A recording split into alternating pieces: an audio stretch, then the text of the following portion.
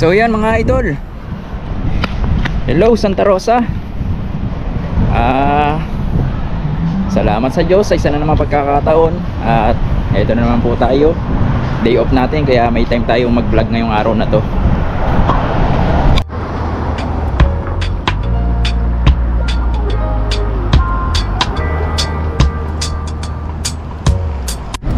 Ayan, nakita nyo walang cruise ship, kaya siguradong malinis na naman tong town. At dun tayo tatambay na naman, pang ibang place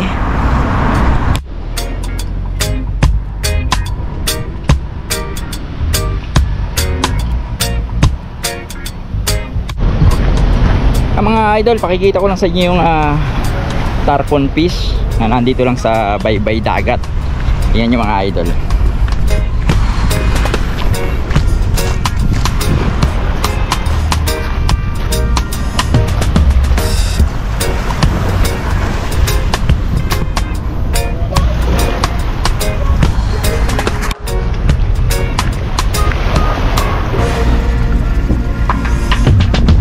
Lalaki ng mga idol, no? Nandyan lang sa tabing dagat mismo ang baybay.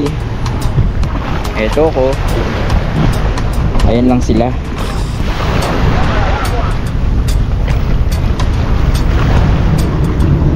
Sarap ipaksiw niyan. So yan mga idol, bago tayo magkwentuhan, bibili muna tayo ng ating energizer para magsalita. Siyempre, DQ, baka naman.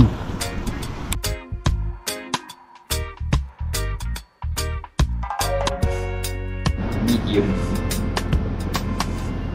Ay, pwede Ito po, mga kabayan.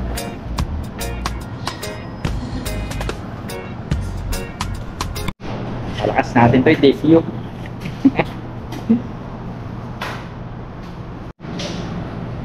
Si idol, lagi nating naabutan dito.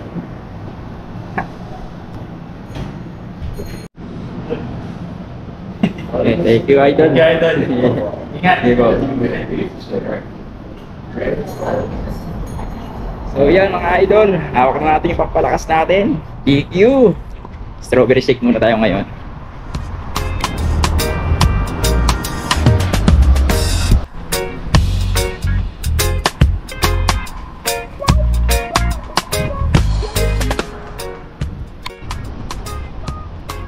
Mga idol, marami ditong jewelry shop, saka mga souvenir stores, mga damit dito sa town.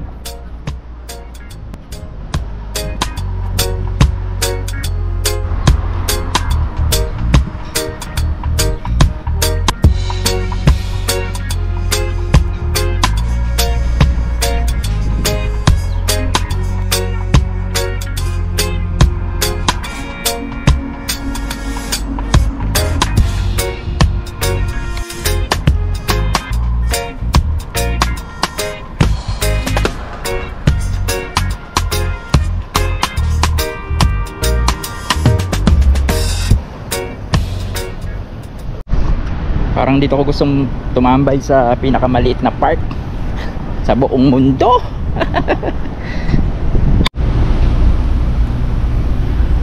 Kaya mga idol, nandito tayo sa tapat ng public library dito sa Centennial Park. Ito yung naka-i-vlog ko na before, yung nilibot natin yung ibo.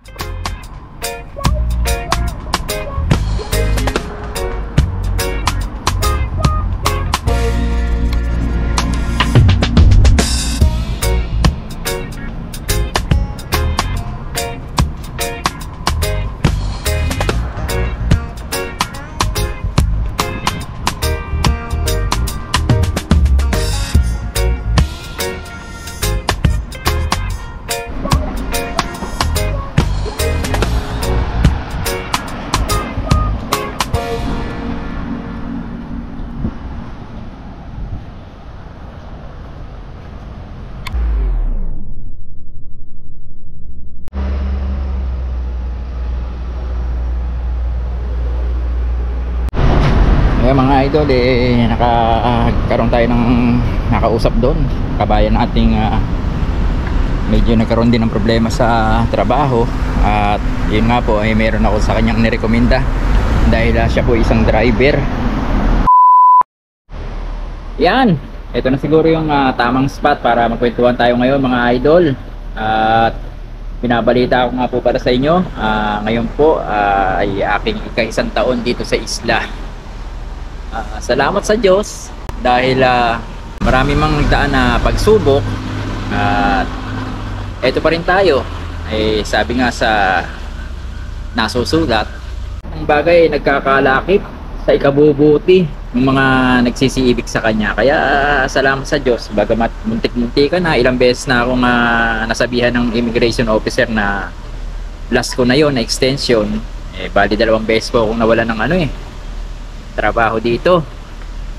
Yun pa rin po, awa ng Diyos. Ito po, hanggang ngayon nagkaroon po ako ng magandang trabaho, mabait na employer at mababait na mga kasama. At mabuti na lang ganun ang mga kalakaran dito. Hindi tulad nung sa ibang bansa, may kontrata tayong 2 taon at pagka hindi tayo nagustuhan ng mga employer natin, sigurado pauuwiin tayo. Dito naman may pagkakataon tayo maghanap ng ibang trabaho after nung ating mga permit sa kanila. Kaya nga sinasabi ko ng mga nakaraang vlogs ko, yung temporary work permit dito na unang-unang hawak nating permit 3 buwan lang po. After nun, kung gusto pa kayo ng employer, i-extend nila kayo another 3 months, or yung minsan, yung iba diretso na ng work permit grant, good for 1 year or 2 years.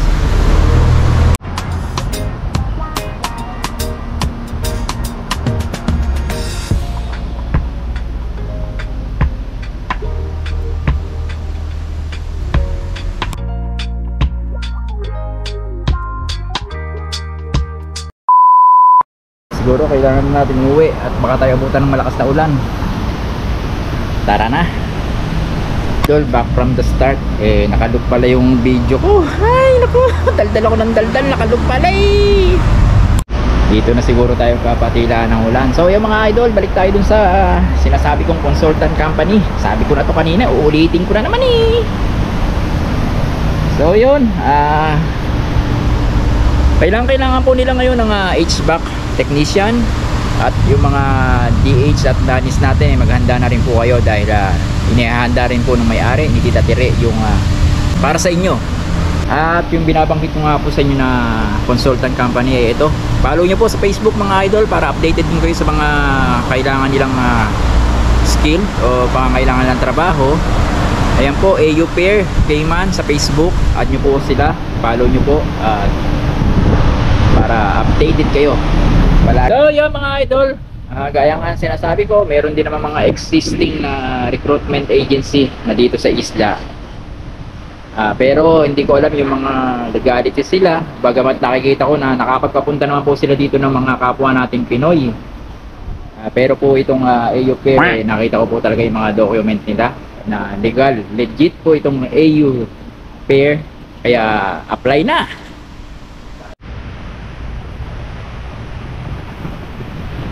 Mga idol, napunta tayo ng malakas na ulan. Lagi ng vlog Tagpulang kasi talaga dito ngayon mga idol, kaya slow season nila dito kahit anong negosyo. Talaga lang hindi nawawalan dito ng kita yung mga resto bar natin. Pero yung ibang negosyo talagang mahinang-mahina talaga.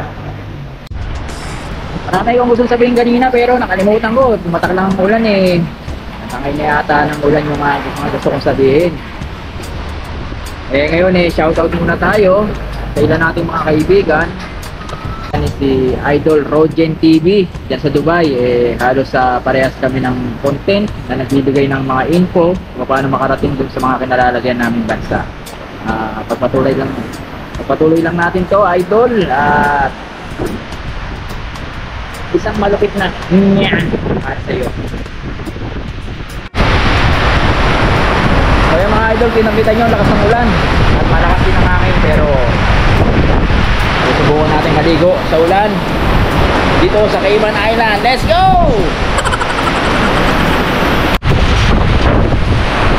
So yan mga idol, susubod na tayo sa ulan.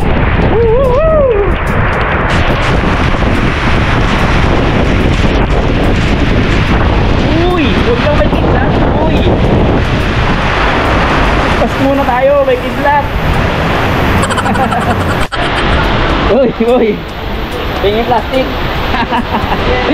Oh, si idol. Dahil lang tayo, babalot ko lang yung cellphone ko. Pero tutuloy natin yung challenge na ligo sa ulan dito sa Cayman.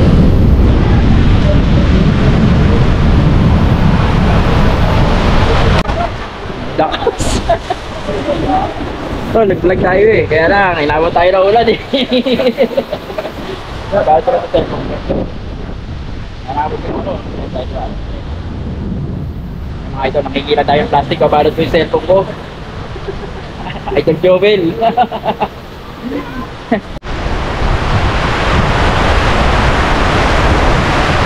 Kaya mga idol, sumilong muna tayo. Hindi safe. May kidlat eh. Kakatakot. So yan mga idol, kalakasan ng ulan. Ito tayo, nagpa-vlog. Uy, iba lang mga idol. Yeah!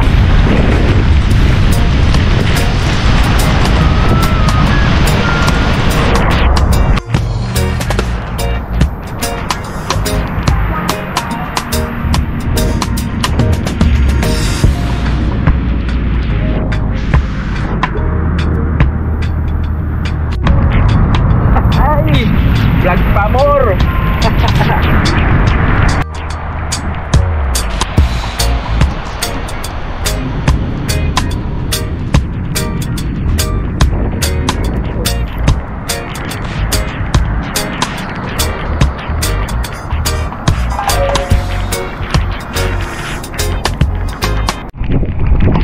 Idol, pinagtitingin tayo ng mga nakasakyan. Di ko alam kung sikat ako o mukha lang akong tanga dito. Lapit na tayo. Lapit na Diyos. Nakakauwi na ang ligtas.